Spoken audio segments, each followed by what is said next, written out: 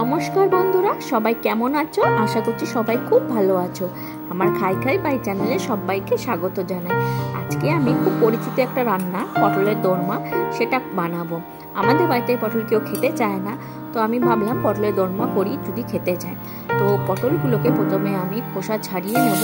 খোসা ছাড়িয়ে নিয়ে গায়ে একটু চিপ দিয়ে নেবো, যাতে পটলগুলো ভিতর থেকে সেদ্ধ হয়ে যায়। তারপর নুন হলুদ মাখিয়ে পটলগুলোকে একটু ভাজা ভাজা করে নেবো।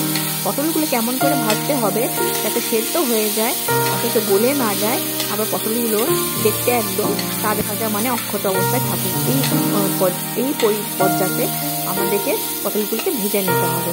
এটা একটু ঢেকে ভাজবো, তাতে পটলগুলো তাড়াতাড়ি সেদ্ধ হয়ে যাবে। তারপরে আমি একটা পেস্ট বানিয়ে নেবো। আদা, রসুন, কাঁচা লঙ্কা আর একটু পেঁয়াজ দিয়ে একটা পেস্ট বানিয়ে নেব। তোমরা চাইলে এটা নিরামিষ পদেও নিরামিষ হিসাবেও করতে পারো, তবে আমি আজকে একটু পেঁয়াজ রসুন দিয়ে করেছি, তবে খেতে খুব ভালো লাগে।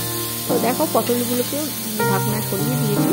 কি সুন্দর পটলগুলো লালচে লালচে কালার ধরে গেছে, বেশ সুন্দর কালারও হয়ে এসছে। আর তো পটলগুলো সেদ্ধও হয়ে গেছে, কাঁচাও নেই, আর পটলগুলো আবার অক্ষতও রয়েছে। তো আমি একটা বাটিতে তুলে নিলাম পটলগুলো। এরপরে আমি ওই একটুখানি একটা পেস্ট বানিয়ে নেবো। এটা হচ্ছে পোস্তটা শুকনো খোলায় আজকে আমি একটু গুঁড়িয়ে নিই, তাতে কি হয় পোস্তটা খুব মিহি বাটা হয়। আর তার সাথে একটু চার মগজ দিয়েছি। এই দুটোকে খুব ভালো মতন জল দিয়ে পেস্ট করে নেবো। এই দুটো দিলে পটলের দোরমা একটা আলাদাই একটা স্বাদ আসে। তারপরে আমি তেলের মধ্যে অল্প একটু পেঁয়াজ কুচি করে দিয়ে একটু ভেজে নেবো। পেঁয়াজটা একটু ভাজা ভাজা করবো। পেঁয়াজের একটা গন্ধ থাকে, পেঁয়াজের কাঁচা গন্ধটা যাতে চলে যায়, আর পেঁয়াজটা মোটামুটি একটু লালচে লালচে হয়ে আসে, একটু ট্রান্সপারেন্ট হয়ে স্বচ্ছ হয়ে আসে। এই অবস্থায় আমি পেঁয়াজগুলোকে একটু ভাজা ভাজা করে নেবো। একটু সময় দিয়ে পেঁয়াজটা একটু ভেজে নেবো। মোটামুটি আমার পেঁয়াজ ভাজা হয়ে গেছে। দেখো পেঁয়াজটা মোটামুটি ভাজা হয়ে গেছে, কি সুন্দর কালার এসছে।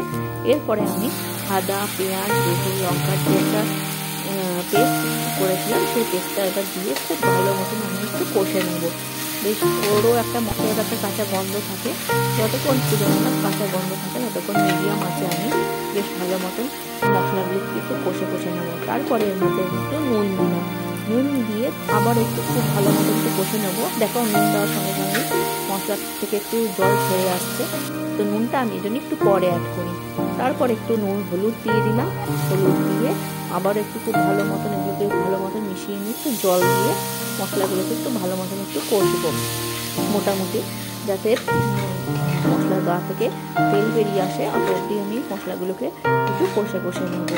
খুব ভালো লাগে এই পদটি খেতে, মানে গরম ভাতে তো জাস্ট অসাধারণ লাগে, মানে কোনো তুলনাই হয় না। যারা পটল খেতে চায় না তারাও খুব ভালো মতন এই পটলের তরকারিটা দিয়ে, দোরমাটা দিয়ে খুব ভালো মতন খেয়ে নেবে।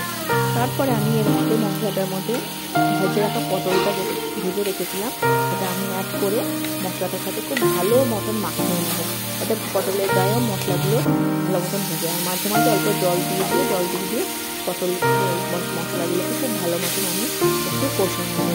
দেখো কত সুন্দর কালার এসছে, একদম মানে দারুণ কালার এসে গেছে, আর সুন্দর তেলও বেরিয়ে এসছে। মোটামুটি আমার মশলাটা কষেই গেছে, কত সুন্দর লাগছে রে।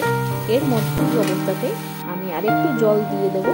জল দিয়ে মোটামুটি যখন দেখবে জলটা একটু অনেকটা তেল ছেড়ে একটু ফুটতে শুরু করেছে, তখন আমি ওই চার মগজ আর পোস্ত বাটাটা আমি দিয়ে দেবো। পোস্ত বাটা চার মগজ বাটাটা দিয়ে আবার একটু ভালো মতন মিশিয়ে নেবো। এটা দেওয়ার সঙ্গে সঙ্গেই দেখো কতটা ঘনত্ব হয়ে গেল এই মশলাটার মধ্যে। আগে কি সুন্দর একটা দেখতে কি সুন্দর কনসিস্টেন্সিটা হয়েছে, কত সুন্দর একটা বেশ মাখো হয়েছে। বেশি আমি এর মধ্যে একটু জল অ্যাড করবো না, একটু মাখা রাখবো। যে দেখো ভালো করে আর যে জল মাখা গায়ে লেগেছিল সেটা একটু জল হাত দিয়ে আমি ছিঁড়ে নিই, এটা হাত দিয়ে ছেড়ে যাবে, দিয়ে দেবো। আবার একটু একটু গাথা মিশিয়ে নেবো। হাত দিয়ে করে নিই, নোংরা একটু ছুরি দিয়ে আমি করে লাগছে দেখতে। এইটা দিয়েই মানে গরম ভাতে জাস্ট অসাধারণ লাগছে। পটলের তো আমরা অনেক ধরনের প্রিপারেশন খেয়েছি, তার মধ্যে আমার পটলের দোরমাটা খুবই ভালো লাগে খেতে।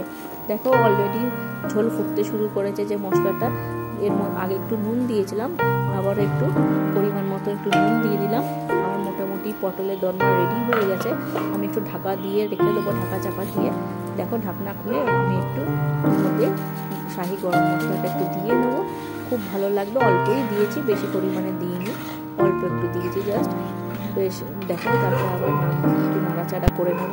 নাড়াচাড়া করে নিয়ে এরপরে আমার মোটামুটি পটলের দোরমা রেডি হয়ে গেছে। আর এর মধ্যে কিচ্ছু দেওয়ার নেই, কত কম মশলাতেই সব কিছু সুন্দরভাবে ঘরের উপকরণ দিয়ে হয়ে গেল। এবার আমি একটা বাটিতে তুলে নিচ্ছি সমস্ত কিছু। এবার এখন আমি কিছুক্ষণ ঢেকে রাখবো, কারণ যে কোনো রান্না একটু স্ট্যান্ডিং টাইম দিলে রান্নাটা একটু সেট হয়, তবে গিয়ে একটু খেতে খুব ভালো লাগে। দেখো আমি একটা বাটিতে উঠিয়ে নিয়েছি, কি সুন্দর